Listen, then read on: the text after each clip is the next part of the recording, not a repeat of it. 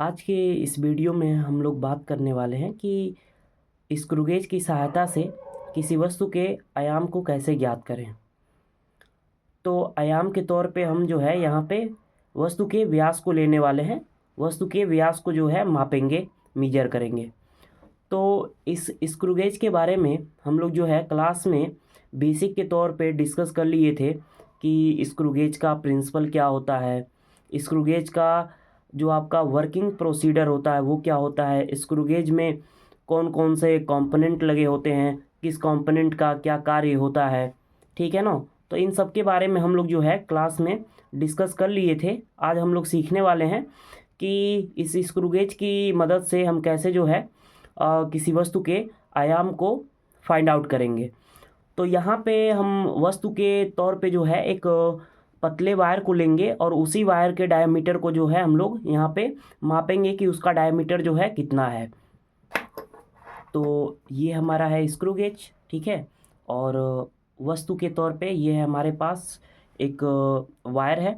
इसी वायर का हम लोग डायमीटर को मेजर करेंगे। तो अब हम लोग जो है रीडिंग लेना सीखेंगे। यह जो है हमारा ऑब्जर्वेशन टेबल है, ठीक है। प्रेक्षण तालिका है जिसमें हम ली गई रीडिंग को लिखते हैं, देन उसके बाद हम उसका कैलकुलेशन कर लेते हैं, फिर हमें रिजल्ट मिलता है।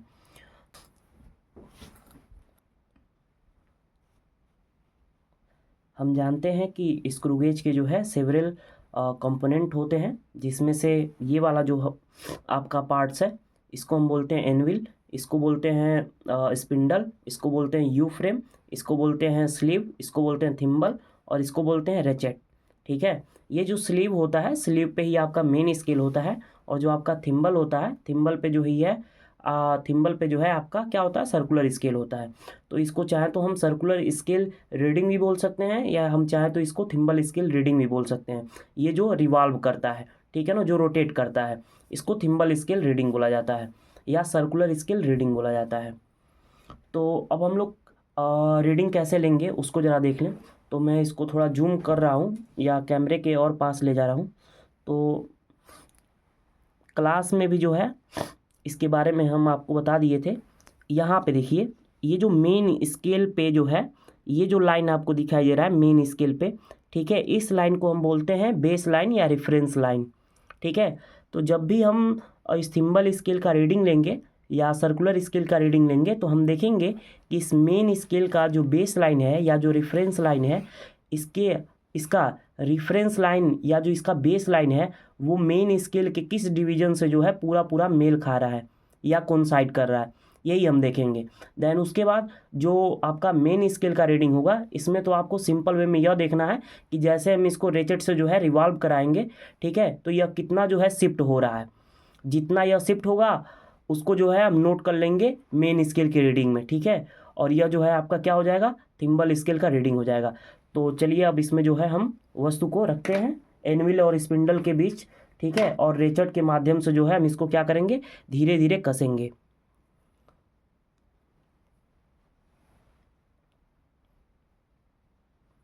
इसको हम ऐसे कस दिए, ठीक है। तो जैसे हम वस्तु को जो है एनविल और स्पिंडल के बीच रख के कसते हैं, तो ये भी ध्यान रखें कि जो है हम वस्तु को जो है ज़्यादा दाब से जो है न कसें, ठीक है ना। उससे जो है हमारा जो कैलकुलेशन होगा उसमें जो है त्रुटि देखने को मिल सकता है, ठीक है। हो सकता है कि उसके शेप में जो है, जो हम वस्तु वहाँ पे ले रहे हैं उसके शेप में जो है कुछ डेविएशन देखने को मिल सकता है हमको, ठीक है, अगर बहुत तेज़ी से हम उसको दबा रहे हैं तो। उस दाब से बचने के लिए जैसे आप इस रेचट को घुमाते जाएंगे, तो जैसे ये जो वस्तु है वो एनविल और स्पिंडल के बीच में जब पूरी तरह से फंस जाएगा, वैसे यह जो रेचट है वो आवाज़ करने लगता है। ज़रा सुनिएगा इसको,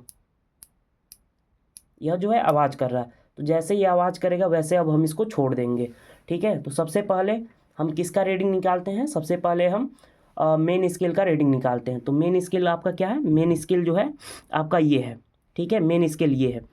तो ज़रा मेन स्केल को देखिए, यह जो है कितना मिलीमीटर तक शिफ्ट हुआ है। तो आप जब मेन स्केल को देखते हैं तो ये देखिए, ये तो आपका जीरो हो गया, जीरो डिवीजन हो गया। उसके बाद 1 मिलीमीटर, उसके बाद आपका क्या आएगा, 2 मिलीमीटर आएगा। यानी जो हमारा मेन स्केल का रीडिंग है वो 1 और 2 के बिटवीन जो है लाई कर रहा है, ठीक है ना। अब एग्जैक्ट हमको पता नहीं है, वही जो है एग्जैक्ट आंसर देगा आपका ये जो आपका सर्कुलर स्केल है। इसी से जो है हम पता करेंगे कि वो जो मान है हमारा 1 और 2 के बीच वो कहाँ लाई कर रहा है। ठीक है, तो ये तो हो गया आपका मेन स्केल का रीडिंग। हम यहाँ पे क्या ले लेंगे, हम ले लेंगे यहाँ पे 1 को। ठीक है, क्योंकि ये जो मान है वो 1 और 2 के बीच लाई कर रहा है। ठीक है, तो हम यहाँ पे लेने वाले हैं 1 को। तो हम यहाँ पे क्या लिखेंगे, मेन स्केल के रीडिंग में लिखेंगे, यहाँ पे हम लिखेंगे मेन स्केल के रीडिंग में 1 मिलीमीटर। ठीक है, अब क्या निकालेंगे, थिम्बल स्केल रीडिंग या सर्कुलर स्केल रीडिंग निकालेंगे। तो यह जो है आपका, अब हम क्या देखेंगे, अभी हम आपको शुरू में ही बताए हैं कि अब जो है हम देखेंगे कि जो आपका बेस लाइन है मेन स्केल का, वह जो है सर्कुलर स्केल या थिम्बल स्केल के किस डिवीजन से जो है पूरा पूरा जो है मेल खा रहा है या मिल रहा है। तो थोड़ा सा 1 मिनट, ये जो है इस कैमरे का जो है रिजॉल्यूशन जो है उतना ठीक नहीं है, जिसकी वजह से ये थोड़ा सा आपको स्पष्ट रूप से दिखाई नहीं दे रहा होगा। तो यहाँ पे इसको देखने पे जो है ये कोइंसाइड कर रहा है आपका, यह जो है आपका 14 है, ये 45 है। ठीक है, ये आपका 40, ये 45 और यह जो है आपका 50 है। तो यह जो है कोइंसाइड कर रहा है आपका 50 पे, 50वें डिवीजन पे जो है ये क्या कर रहा है, कोइंसाइड कर रहा है। 50वें भाग पे जो है ये मिल रहा है। तो हम क्या लिखेंगे, हम यहाँ पे लिखेंगे जो आपका थिम्बल स्केल का रीडिंग है उसमें लिखेंगे 50। ठीक है, तो ये आपका हो गया 50 मिलीमीटर। उसके बाद हम क्या निकाल लेंगे, उसके बाद जो है हम टोटल रीडिंग निकाल लेंगे। तो टोटल रीडिंग के लिए जो हमारा फार्मूला होता है वो आपका होता है, टोटल रीडिंग का फार्मूला क्या होता है कि मेन स्केल का रीडिंग प्लस थिम्बल स्केल का रीडिंग इनटू लीस्ट काउंट। ठीक है, तो यहाँ पे जो हमारा मेन स्केल था वो मेन स्केल कितना था, मेन स्केल आपका आया है 1 मिलीमीटर। ठीक है, और जो आपका थिम्बल स्केल आया है वो आपका कितना आया है, थिम्बल स्केल आपका आया है 50। ठीक है, तो यहाँ पे हम क्या लिखेंगे, यहाँ पे लिखेंगे हम 50। तो यह आपका हो गया 50 गुणे लिस्ट काउंट कितना होता है स्क्रू गेज का, तो हम जानते हैं यह मिलीमीटर में आपका होता है 0.01। ठीक है, तो अब इसको जो है आप सॉल्व कीजिए, तो ये आपका हो जाएगा 1 प्लस, जैसे हम 50 का गुणा करेंगे 0.01 में तो ये आपको मिलेगा 0.50 मिलेगा। ठीक है, उसके बाद अब हम इन दोनों को जोड़ देंगे तो ये आपका क्या हो जाएगा 1.50 हो जाएगा। ये मान हमको किस में मिला, यह मान हमको मिला मिलीमीटर में। यह टोटल रीडिंग जो है हमें मिल गया मिलीमीटर में। अब यह हमको मिल गया टोटल रीडिंग किस में, मिलीमीटर में।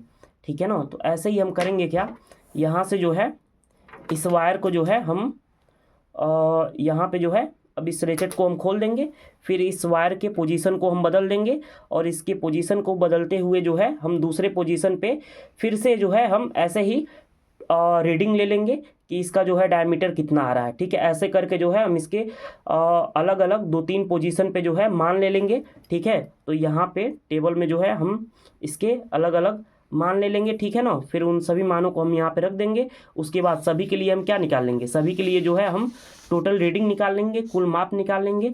देन उसके बाद हम क्या करेंगे, उसके बाद जो है हम उसका मीन ले लेंगे, एवरेज ले लेंगे, औसत ले लेंगे। औसत लेने के बाद जो है हम करेंगे क्या, उसको जो है औसत हमारा ऑब्वियस सी बात है कि औसत जो मिलेगा हमें वो मिलीमीटर में मिलेगा, क्योंकि यहाँ पे जो हम पूरा मान लिए हैं वो किस में लिए हैं, मिलीमीटर में लिए हैं। तो आप चाहें तो अगर उसको आप सेंटीमीटर में कन्वर्ट करना चाहते हैं तो क्या कर देंगे, आप 10 से भाग कर देंगे। जैसे यहीं पे जो हमें मान मिला है ये किस में मिला है, अब मिलीमीटर में मिला है, तो हम चाहें तो इसको सेंटीमीटर में कन्वर्ट कर सकते हैं। तो सेंटीमीटर में कन्वर्ट करने के लिए क्या करेंगे, 1.50 डिवाइड बाई 10 हो जाएगा। तो ये किस में कन्वर्ट हो गया आपका, सेंटीमीटर में। तो ये क्या हो जाएगा आपका 0.150 सेंटीमीटर। ये आपका हो गया टोटल रीडिंग। उम्मीद करते हैं कि इस वीडियो के माध्यम से आपको यह समझ में आया होगा। अगर नहीं समझ में आया होगा तो फिर जो है हम इसका एक सिमुलेशन बेस्ड वीडियो बनाएंगे। ठीक है,